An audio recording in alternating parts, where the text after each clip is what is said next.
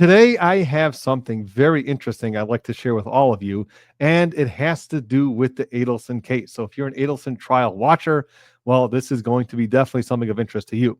And that is that, generally speaking, anything that you file in court is public record. Anyone who wants can come off the street, ask to copy that file, and you'll get access to most of the file as long as you jump through certain hoops that you're required to jump through, depending on the jurisdiction. But generally speaking, anything that you file in court is a matter of public record, which is great. We want transparency. We want to be able to see what's going on in court. So that's fine.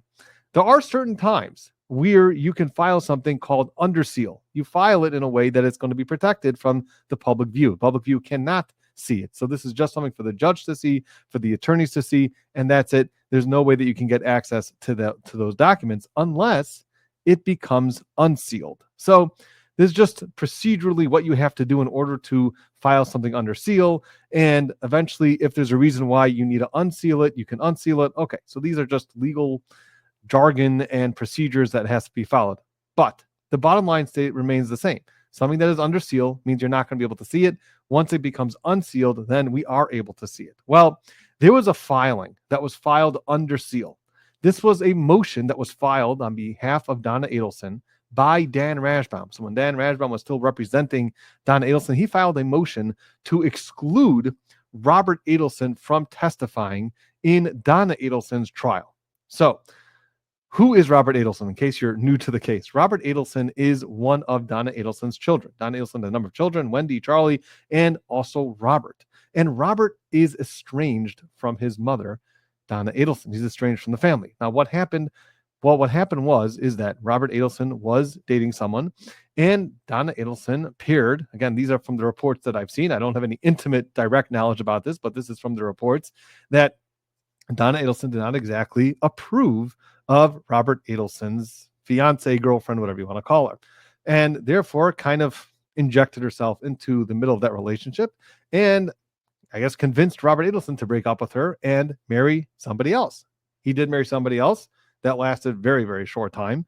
And then eventually he went back to his first girlfriend or first fiance, who he eventually married. Okay, so once he decided to go against his mother's wishes and marry this other girl, and that was it in terms of the relationship between Donna Adelson and Robert Adelson. So they became estranged. Well, now, obviously, if you're the prosecution, you would definitely like Robert Adelson to take the stand and talk a little bit about his mother. Now, it's really obviously a very fine line because testimony has to be relevant. It has to be factual. You a regular layman can't just give opinion testimony. So you got to be very careful with this evidence. So Dan Rashbaum, again, filed a motion that he doesn't want Robert Adelson to testify. Obviously, he's not going to have anything nice to say about his mother, right? And he's going to be trying to present him. Again, this was Dan Rashbaum who was representing Don Adelson, but it's true for the next lawyer also that you're not going to want someone's child to come in and say how terrible of a mother his mother is, who your client is the defendant, right? So, but let's just talk about what happened at the time. So you have Dan Rashbaum filing this motion saying, we don't want Robert Adelson to testify. He doesn't really have anything to add. He wasn't there. He doesn't know anything. The only reason why the prosecution wants to call him is to smear his mother, right? So the prosecution obviously has a different take why some of his evidence could be relevant. Now, that's what happened with the motion. Now, this motion was filed under seal, which means that we can't see what was going on in that motion. So we can't see the arguments. I can't analyze it for you. And that remains under seal today. But what happened was that during this hearing, there was an in-camera hearing, which means that Judge Everett said, we're not going to discuss this on the record because you filed this motion under seal. Obviously, there's very sensitive topics here that we need to discuss, but still, there has to be a record made. So what we're going to do is we are going to conduct this hearing in camera, which means that you're not going to be able to see this if you're the public. Well, just December 31st, 2024, this in-camera transcript became unsealed. Okay, so now we are actually able to see what the conversations were. Now, we don't get to see the motion, okay? So we're not going to be able to see the motion about Robert Adelson and the response by the state, but we are going to be able to see the conversation, the hearing that happened in that in-camera hearing. So that's what I'm going to pull up for you. That's what we're going to go through. There are some other issues that they talk about as well. We're going to try to limit it to just the Robert Adelson issue. So let's pull it up, and this is going to be very interesting. Here we go. So as you see here, this was filed December 31st, 2024. And we have here, you see it says sealed on top. Well, definitely not sealed anymore.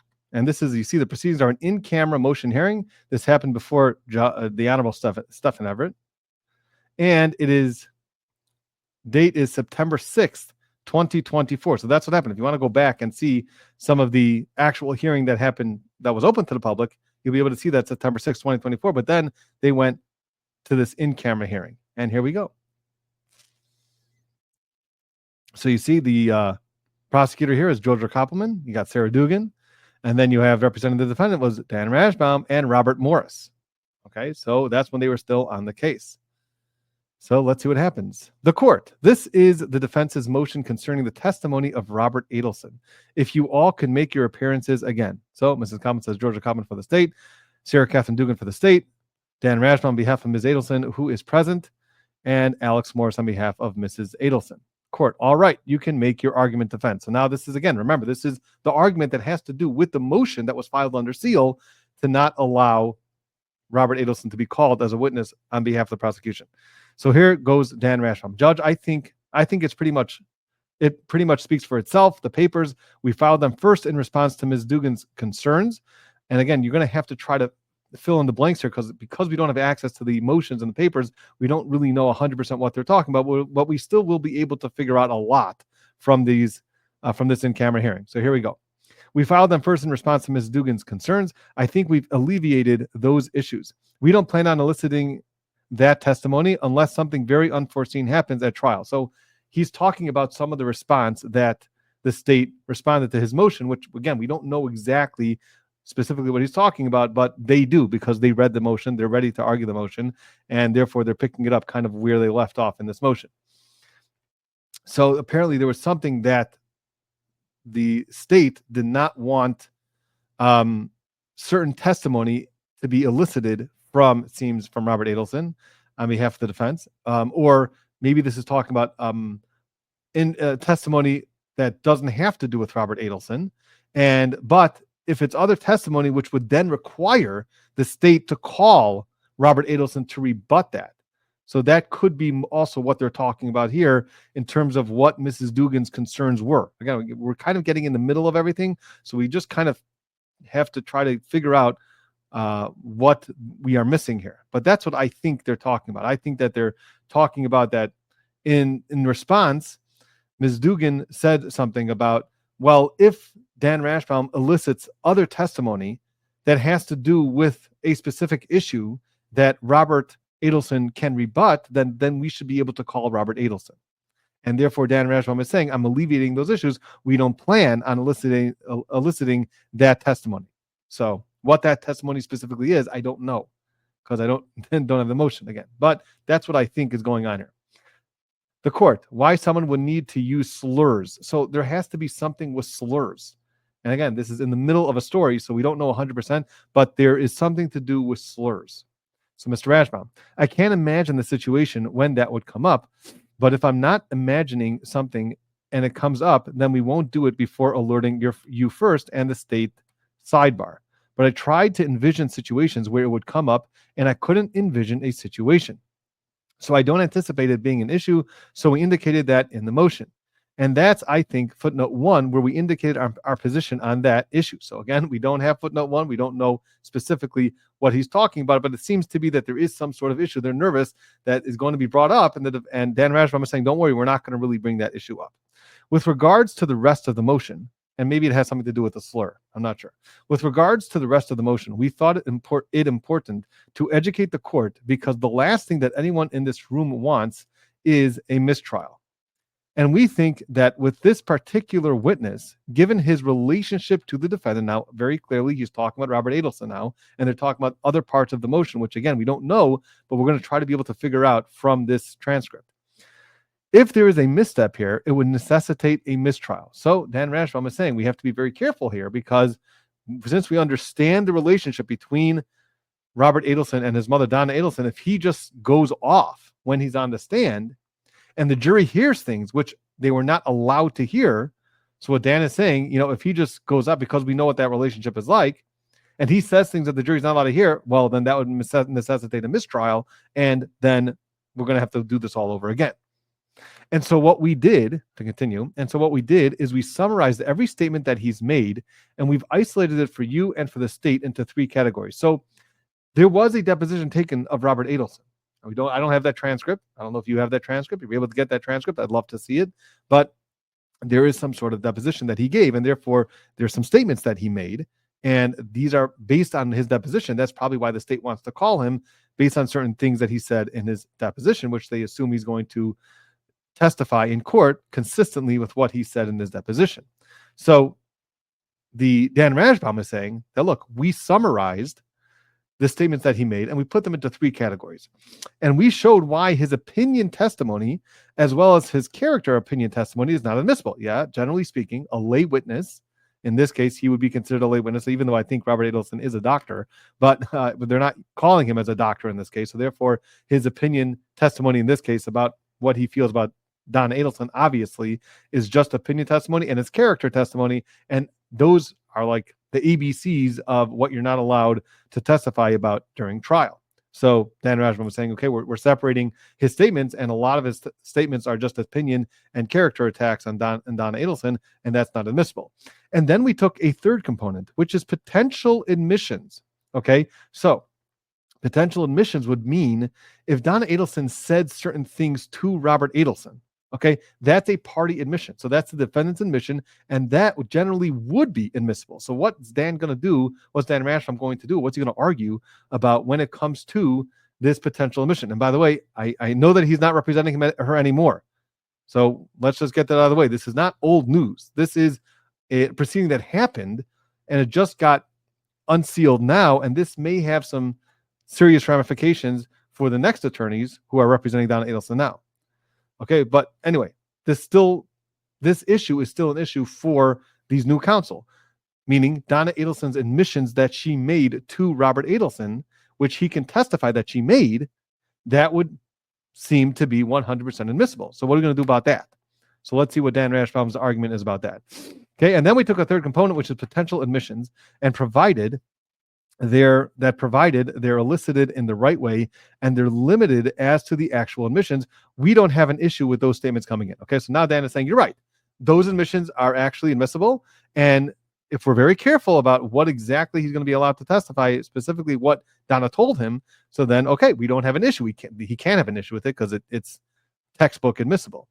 But we painstakingly did this to try to avoid any issue at trial, because I don't think anyone wants that. All right, so that was Dan's argument. The court. Ms. Kaplan, Ms. Dugan, let's start with the first category of just pure opinions, right? So remember, Dan Rashbaum said we have 3 different categories, opinion, character testimony, and then the admissions. So the court's going to say, okay, let's go through each category. Ms. Kaplan, Ms. Dugan, do you have any problem with the pure opinion? And obviously they're going to say, no, they don't have any problem. All right, I assume the state is not planning to elicit this in any way. Ms. Dugan, no, sir. He did provide a lot of opinion in his deposition, but he was also asked his opinion, and we're asked, why this, why that? Why did he bring that to law enforcement's attention or whatever? I won't be asking him any of that on the stand. I won't be asking him his opinion on anything. Okay, so that's very clear. That's obvious. You're not going to be asking this witness, Robert Adelson, his opinion. That's very clearly inadmissible. And if anybody tries to get that in, the judge is going to be very unhappy with them. Okay, so that's just they're just like getting the easy stuff, the low-hanging fruit out of the way. Court. I think it's fairly clear as a matter of law, no witness gets to come in and just wildly say, I think the defendant's a murderer. Ms. Dugan, no, sir. I only plan on asking him his observations, things he has personal knowledge of. That's the magic words. Personal knowledge. You're allowed to testify about your personal knowledge of and the defendant's admissions to him. So that's all she's saying. She's saying, look, I'm just going to ask him factual questions about what he personally observed, his personal knowledge, and what the defendant, Donna, has told him, her admissions. The court, very well. As to any character-based opinion concerning the relationship between him and his mother, are you planning to get into that in any way? Okay, so now they're moving on to the second category, right? So we already discussed opinion testimony. Everybody agrees there's going to be no opinion testimony. Next question is going to be, what about character-based opinion? That she's a liar, that she's a pathological liar, that she only cares about herself. Those type of character opinions. So it's a little bit more broad and it's a little more careful. Some things may be able to come in, may be considered admissible. And again, opening up the entire world of character testimony. When is it allowed? When is it not allowed? Okay, well, so let's just see how this progresses. So the judge is asking Ms. Dugan, okay, what would you think? This would be the second area the defense has raised in the motion.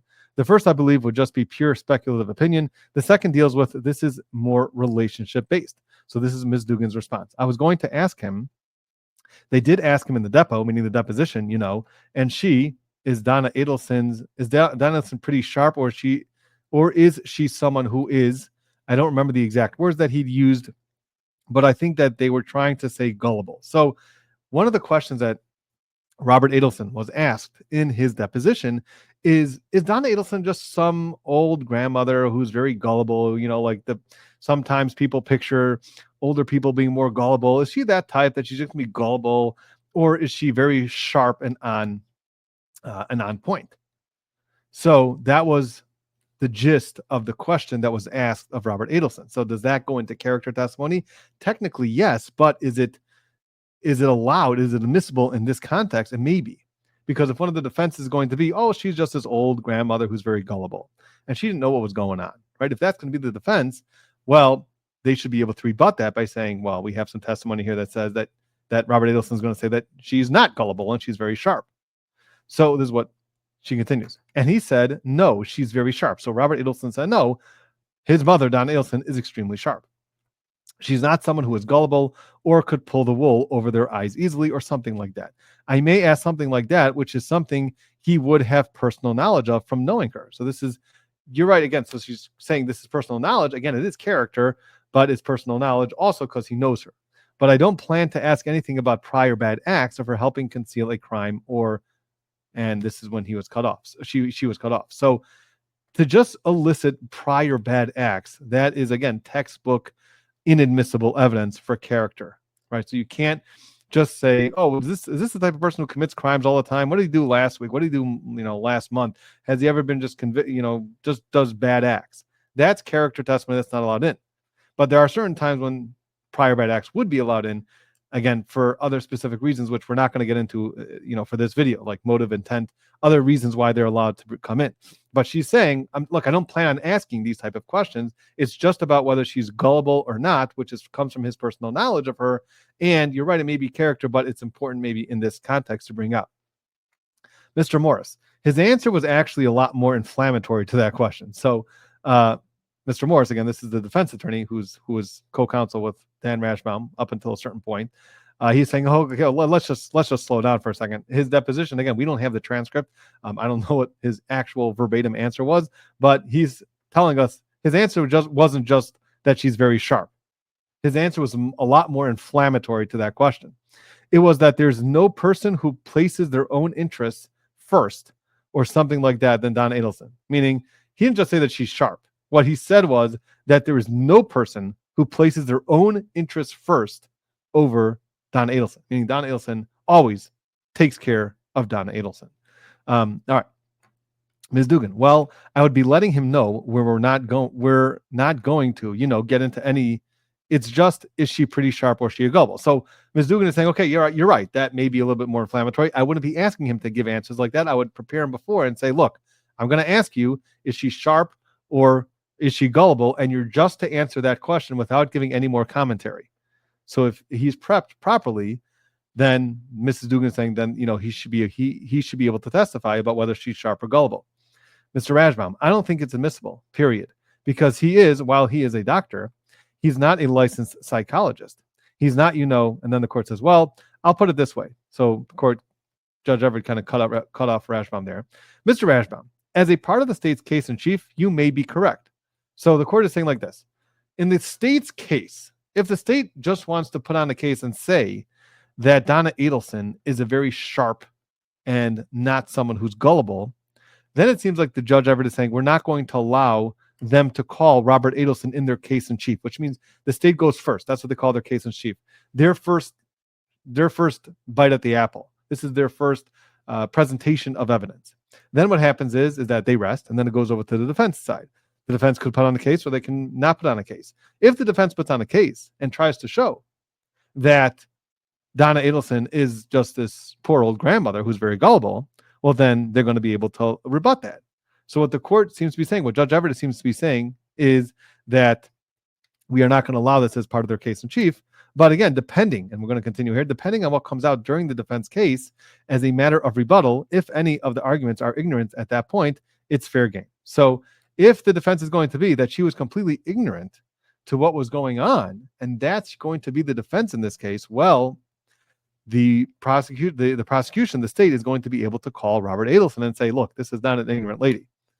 Okay, so that's what he's saying right now. Mr. Rashbaum agreed. I agree with you completely, Ms. Dugan. But at some time, wouldn't his 18 or 20 years of living with her provide him the personal knowledge to know whether she's someone who's gullible or not? So now here's Ms. Dugan kind of pushing back and saying, come on, I mean, he has personal knowledge about it. Why can't he testify about it? It's not opinion. Now, she's kind of mixing up between opinion and character testimony. You can be living with somebody for 20 years, know about them, and still it's character testimony. So even though you're right, it's from your personal knowledge that you've lived with this person for 20 years and interacted with them and you know what their character is like, it's still character testimony. But she's trying to make the argument here that, well, it's personal knowledge and personal knowledge should be allowed in. And this is what Judge Everett responds. The context of how you want to use it, I think, really comes at issue with that. Obviously, the mother-son relationship, him knowing her, having an intimate knowledge of her that is going to satisfy a certain foundational basis. Without knowing, and I obviously cannot compel the defense to show their hand, nor am I trying to. Meaning he's saying, I'm not going to force you to tell us what your theory of your defense is. You don't have to. So the judge saying, without knowing what the defense's theory is, then I have to be careful with what my ruling is. Which aspect of either the elements or the state's theory is this going to cover as part of the case in chief? Maybe that's the better way for me to ask this. Okay, so now what the judge is doing, just so you can understand what he's doing here, he's saying, okay, Ms. Dugan, you're obviously arguing that you want to be able to present this evidence, not just to rebut what the defense may put on as their case, but you want to provide Robert Adelson's testimony as part of your case in chief. Well, show me why that's admissible. What are you going to be able to use from his testimony about how Donna Adelson is sharp to prove your case? So then Ms. Dugan says, to prove knowledge that of the crime they're going to be alleging, etc. And then the court cut her off and says, or as to the conspiracy you're saying? Ms. Dugan, correct. Okay, court response as to that particular aspect. So Ms. Dugan wants to say that we need to prove that she is sharp so that we can then prove to the jury that she knew this was a conspiracy going on. We have to prove that there was a conspiracy. We have to prove that she was involved in the conspiracy. So therefore, that means that we have to prove that she is sharp and that she's not just extremely gullible and just will believe anything that anyone tells her. So the court asks Mr. Rashbaum for a response. Mr. Rashbaum, but he has no knowledge as to the crime. He says that. So he's saying that he doesn't have any personal knowledge about the crime. He has some personal knowledge about her being sharp, but he has no knowledge about the crime. He says that. So the fact, and the court cuts him off, no, concerning your clients, Mr. Rashbaum, and this is Mr. Rashbaum responding, Dan Rashbaum. So him pontificating, I think my mom is a very smart woman, is not relevant towards whether she did a murder or not. I mean, again, let's be clear and let's not hide the ball here. It's obvious why they're calling this individual. They're calling him because they want the jury to know, without him saying it, because they're not allowed to. They're not allowed to get it from him because it's opinion testimony, that he believes his mom is guilty. That's essentially what they're calling him for. They're calling him to show that there is a negative relationship between this person and his mom, which is highly prejudicial to us, and it's not probative of anything. And so what we're asking the court to do is to limit the testimony to what she said to him. His beliefs in how she is, what she is, how she acts, whether she's smart, whether she's stupid, whether she's gullible, is precisely what is not allowed because it's highly prejudicial to the jury. It's not evidence of anything. It's not relevant. And when you do any sort of balancing test, I love those words, balancing test, it just doesn't survive. And so, they're calling him as a show to the jury. That's why they're calling him. And so I understand, look, the things she said to him are admissible. They are things that she said and their admissions of a party opponent. But this court should protect the defendant's right to this jury being prejudiced by them being able to show through inadmissible evidence that this son has an axe to grind against his mom. Okay, so now I think what he should have argued is that it's character testimony. Finished. Period. End of stop. He didn't say a word that this is character evidence. Now, he did kind of paint around that area, but that's really, if you just think about the evidentiary issue here, the question is this character evidence and is it admissible in any way? So Ms. Dugan is saying, yes, it's admissible to prove that she understood that there was a conspiracy going on. And his response should be, you don't need to prove, it's still character testimony, and therefore it's not admissible. You can still prove that she circumstantially knew what was going on by her actions, by her text messages, by her phone calls and phone conversations, but specifically to say that she's smart over dumb, that is, at least you can argue on behalf of Dan Rashbaum, on behalf of Donna Adelson, that it's character testimony. Okay, so let's see what the court does. Answer. The court. All right. So he's listening. He says, okay, that's your argument. He's going to decide what to do. All right. As to 16, and I believe this came up in the last trial, whether Ms. Adelson is an overly involved parent. This one strays the line somewhat, at least to my eyes, between fact and opinion. Robert Adelson, if he has a foundational basis to establish this, knows that his mom was either involved in the life of his other two siblings or himself. To that point, he can testify factually if asked questions. So this is a question about, is Donna Adelson an overly involved parent? And this was obviously a theme that came out in the last trial with Charlie Adelson, that this is a person who is extremely involved in their children's lives and her children's lives. And if Robert Adelson can testify that, yes, she is very involved, and in fact, so involved that she caused him to break up with his now wife, so that is extremely involved, overly involved. So he's saying that he could testify to those questions. And then Dan says, I think that's correct, Your Honor. So Dan is agreeing that Robert Adelson can testify that Donna Adelson is extremely overly involved with her kids' lives. The court. All right. Here we go. As to whether she is gullible or intelligent, Ms. Dugan, if there is a basis in which you want to proffer this line of questioning, I'll reserve ruling on it until then. So what the court is saying again is that if you want to bring this in your case in chief, your case that you're presenting to the jury, not as a rebuttal, you're just bringing this up initially, I'm reserving ruling on that until then. So you want to do this at any time, we're going to have a sidebar about it. Maybe we'll excuse the jury. Maybe we'll have some more argument, and I'll decide at that point. So he's not deciding just yet. But as rebuttal, I will find the state, if any of the defense deals with ignorance or a lack of knowledge in some facet, at that point, it is fair game for rebuttal. So the court is wide open for rebuttal. So if the defense wants to put on a case, again, that she was lacking some knowledge or that she was ignorant in any sort of way, then the prosecution is going to be able to call Robert Adelson and say how his mother is not gullible in the slightest. That would be a very interesting witness for all you watching.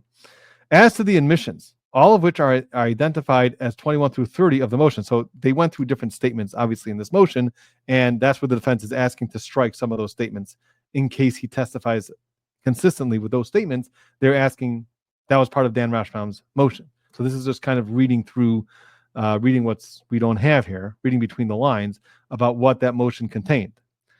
The state, and then here we go. The state is planning to offer these. So now they're talking about the admissions. Remember, there's three different categories. There's opinion, there's character, and now we're getting on to the other one, which is admissions. What did Donna Adelson actually tell Robert that he can testify to now, saying Donna made this admission to me? So here's the question. The state planning on offering these. So Ms. Dugan says, not all of them, but several of them. And this is what the court says. Very well. As to those admissions, really the how and why, or how and when they took place, I should say those would be the foundational parts. But as long as that can be satisfied, they are party opponent admissions. So very clearly that these admissions, of course, are going to be admissible. Okay, then we go.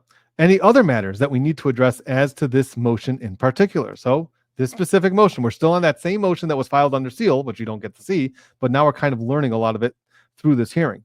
So he's saying, so the judge is saying, any other matters that we need to address? And here we go. Ms. Dugan says yes. Just as to the alleged derogatory term. So now there is some sort of slur or some sort of derogatory term. And I don't know if this is Robert Adelson saying that Donna Adelson said this term, or if Robert Adelson himself is giving a derogatory term of how he views his mother. I don't know. Again, we don't know the motion, but there's apparently some derogatory term that they want admitted. So here goes Mrs. Dugan. Just as to the alleged derogatory term, I do appreciate the defense's discretion in their motion on that in filing it under seal. So apparently it was filed under seal, which is how the defense filed it. And that's when Ms. Dugan is saying, I appreciate that you did that. My motion to limine that I brought up last week was to not only then asking Robert or asking the witnesses about it, meaning some derogatory slur, Robert Adelson, but also asking any other Adelson family member, whether it be the defendant or any other Adelson family member testifying about it. So that would be my motion in limine as to eliciting it from anyone. And this is what Mr. Rajram said back. So apparently there's some derogatory term that they're talking about. And again, I don't know exactly the context of that derogatory term. I don't know who made that term. I'm not exactly sure who's really moving to exclude that term. But let's continue reading, and then maybe things will become a little more clear. Dan Rashram responds, yes. Yeah, and I didn't realize that. But it's still the same answer stays, which is we will not ask it of anyone. So it sounds like it's something that Dan Rashram wants to get out of some other witness. Some sort of derogatory term that would perhaps help Donna Adelson in some way. I don't know what it is. But anyway.